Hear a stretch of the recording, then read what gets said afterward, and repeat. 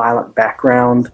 And I do know, and I think the court can tell from how he's answering questions, there was quite a bit of regret in this entire affair, Your Honor. All right. So why did it come to this? Your Honor, it was just a messed up situation that night. I wish I could have made a different decision. You know, my son was in the car with me. I was worried about his safety 100%. And I'm a minute that hasn't gone by since this happened that I wish I could have made a better decision that night. Okay, I understand what you're saying, but I still don't understand how an argument on the road comes to a pulling of a weapon. I just don't understand that. And they're asking for a driver safety course. They're asking for a gun safety course. They're asking that you forfeit your horseshoe bay badge credentials.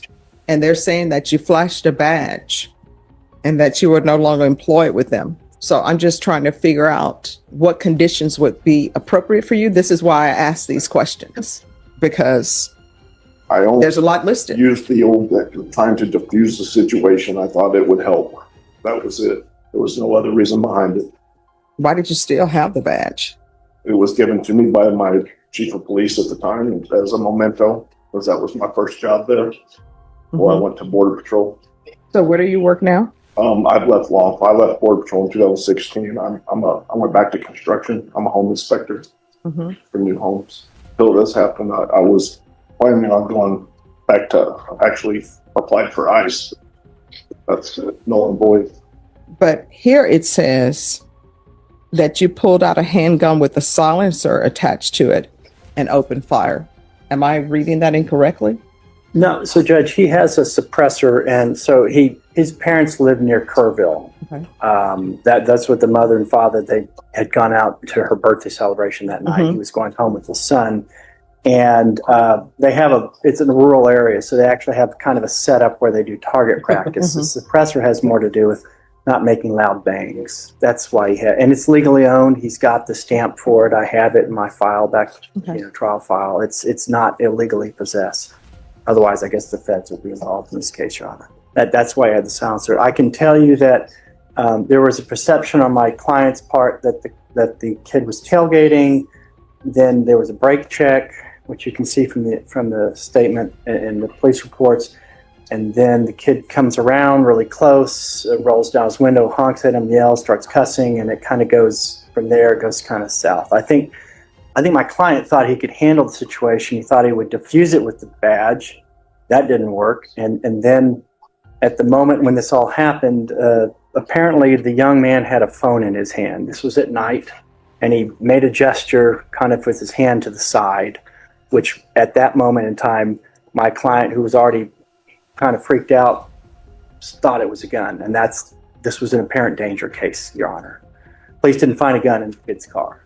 But that's what we saw. We actually, in the subpoenas, dug up extraneous acts where a kid had got in trouble at school for posting shots on social media with him with guns. And he's holding it the same way he was holding the phone. When he's talking to the police officers, he's holding it and he's pointing like this. So that's the gesture my client saw in that moment.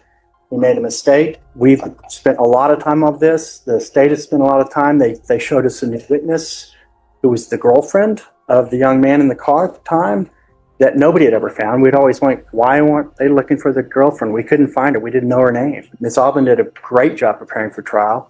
And that's kind of why we're here today, Judge. I think both sides have kind of met in the middle. Again, my client doesn't have a violent background. It's just, thank God that he didn't hit the kid.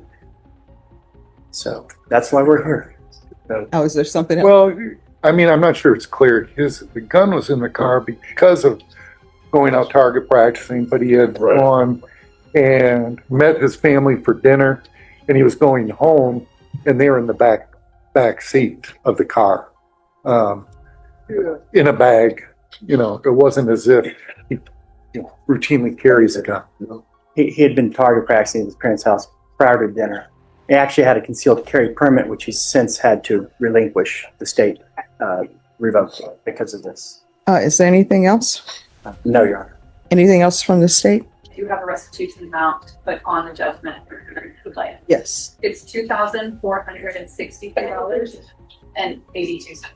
Sorry, just 1 second. If you could repeat that. $2,463.82. So is there any disagreement on that restitution amount? No, I think that was part of the discovery. We actually had the receipt from the repair shop, Your Honor. And where will you have that restitution amount? Judge, I think it's going to take a couple of months if the court would entertain that. He started this job about June, maybe, and so there's been some lag time. And I mean, he is the independent contractor, so lag time in taking the jobs and getting paid. All right, just 1 second. Excuse me, everybody on this side, y'all need to move because probation can't see and they can't hear what's going on. All right, so when do you think it will be? Oh, and state your excuse. When do you think he will have that? I would say a minimum 2 months. Yeah, 60 days. All right. And that's 60 days from today? Judge Boyd discusses the amount of quote-unquote restitution Mr. Smith will need to pay. Restitution is a court-ordered payment designed to reimburse a crime victim for quantifiable financial losses caused by the offense. As the Court of Criminal Appeals of Texas explained in the 2014 case of Burt v. State, restitution serves to both compensate the victim for their loss and punish and rehabilitate the offender. Accordingly, under Article 42.037 of the Texas Code of Criminal Procedure, a judge can order a defendant to pay for property damage caused by an offense that they committed. Here, Mr. Smith's act of firing his firearm seems to have damaged the victim's vehicle, as the agreed-upon restitution amount was based on a repair shop receipt. As such, the restitution amount will reimburse the victim for the cost of repairing his vehicle. All right. This is what the court is going to do. The court, and I'm going to tell you, I was considering sending you to jail as a condition, but the state is saying that the complainant is in agreement to this being your sentence. So you can thank the complainant for that. Because sometimes I feel as though people need to have a chance to be alone in their thoughts at the jail to consider everything that is what they've done. And it appears that you've taken that into consideration. And it appears that on this night, everything that could go wrong did go wrong. But don't brake check people. People don't like to be brake checked. That's just my experience from driving. Judge Boyd explains to Mr. Smith that the only reason she agreed to deferred adjudication without jail time is that the complainant, the other involved in the altercation, was in agreement with the plea bargain. While Article 56A.051 of the Texas Code of Criminal Procedure gives crime victims some rights, including the right to receive information about the case and to have a victim impact statement considered by the judge before a plea bargain is accepted, it does not require that the victim agree with the terms of the deal. Rather, according to Article 26.13 of the Code of Criminal Procedure, the judge has the discretion to accept or reject a plea bargain that is presented, even if the state and the defendant agree on the terms. However, judges will typically at least consider a victim's input in a case. And here, it seems that Judge Boyd decided to accept the plea bargain as presented without any jail time required because the defendant, the state, and the victim were all in agreement with the terms. All right, 5 years deferred adjudication, regular reporting by Zoom or in person, regular random UAs, and I'm sorry, what do? You said you're in construction? Yes, ma'am. New home inspections. All right. He can do regular random UAs, or either you can do the patch. The patch costs more, but with the patch, it gives you more freedom because probation will put it on and probation will take it off. Patch costs more though. So you can either do regular random UAs or the patch. Proof of employment within 45 days. There's to be no employment as a home health care provider with minors. 120 hours of community service restitution. I'm going to require parenting classes. Once you complete that, the community service hours will be deemed satisfied. MRT, the anger management course. You're to forfeit the weapon, and you're to forfeit your horseshoe bay badge credentials. There's to be no firearm possession. There's to be restitution in the amount of $2,463.82 to Joseph Pettis, and that's to be paid in full within 60 days. There's to be no contact with Joseph Pettis.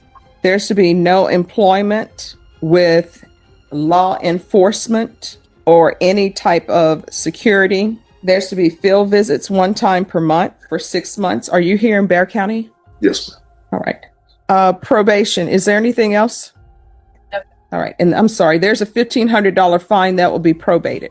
Judge Boyd sentences Mr. Smith to 5 years of deferred adjudication and explains the terms of his community supervision. In addition to requiring regular reporting to probation, proof of employment within 45 days, parenting and anger management classes, monthly field visits, forfeiture of his firearm and law enforcement badge credentials, employment restrictions, $2,463.82 in restitution paid to the victim, and no contact with the victim, Judge Boyd indicates that Mr. Smith must either submit to random quote-unquote UAs, meaning unannounced urinalysis tests used by community supervision to screen for alcohol and controlled substances, or wear a transdermal patch, a probation-administered wearable device used to monitor substance use over a set period. Under Article 42A.104 of the Texas Code of Criminal Procedure, judges have the discretionary authority to set any reasonable condition of deferred adjudication community supervision that they could impose on a defendant placed on community supervision for a conviction. Likewise, Article 42A.301 of the Code permits judges to impose any reasonable condition that is designed to protect or restore the community, protect or restore the victim, or punish, rehabilitate, or reform the defendant, including requiring the defendant to submit to testing for alcohol or controlled substances. Accordingly, because judges have broad discretion to set the terms of supervision for defendants who receive deferred adjudication, Judge Boyd had the authority to require these conditions of Mr. Smith. Is there anything else that you need from the court? Yeah, Judge, in regard to employment, if some of the jobs are out of county, I know some are in contiguous counties, but if they're further, can he get permission to do that if he shows probation where he's going? Yes. Probation, he's allowed to work throughout Bexar County and other counties, but you'll need to provide notification to probation that you're going to be working out of county. Working in county, that's fine. But if you're going out of county, you need to let them know.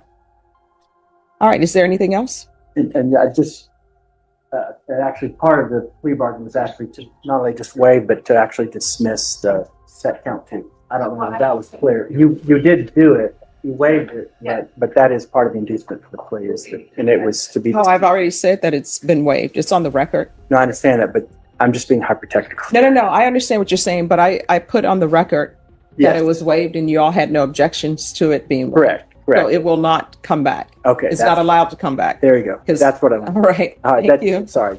No problem. And I'm sorry, there's an affirmative finding of deadly weapon. Did you review the document entitled Trial Court Certification of Defendant's Rights to Appeal with your attorney? Did you understand it and sign it? Yes, ma'am. Because it's a plea bargain agreement, because I followed your plea bargain agreement, and because you waive your right to appeal, you do not have the court's permission to appeal. Do you understand? All right, we can go off the record. In this court, communication with probation is key. If there's an issue, you need to let them know about it. If you feel they're not addressing it, you can always come back and address it to court. But whatever you do not disappear on probation. That's not a good look. You understand? All right, good luck to you. Thank you. Thank you, Your Honor. Mr. Smith was granted deferred adjudication for the aggravated assault charge, and the impersonating a police officer charge was waived. As of the date of writing this episode, there is nothing to suggest that Mr. Smith has violated the terms of his community supervision. This episode underscores how Texas deferred adjudication operates in practice, and how much of the outcome of a case can turn on judicial discretion exercised in court. Judge Boyd accepted Mr. Smith's plea while withholding a formal finding of guilt, and she imposed a detailed set of supervision conditions that aim to protect the community, address the victim's losses, and reduce the risk of recurrence. She also made it clear that although Texas law did not require the complainant's approval of the agreement, the victim's willingness to accept the resolution weighed heavily in her decision to follow the plea bargain as presented without imposing a jail sentence. And at the same time, by imposing the restitution requirement, Judge Boyd treated the victim's financial harm as something that had to be recognized and repaid through a concrete, documented figure. In the end, Mr. Smith avoided an immediate jail sanction, but he remained bound to strict supervision terms for 5 years with real consequences if violated. This demonstrates that deferred adjudication is not an absence of accountability, but a conditional, quote-unquote, second chance enforced by the court, and one that, in this case, was acceptable in Judge Boyd's eyes because the person most directly harmed by Mr. Smith's offense was in agreement with it. Let us know if there's a case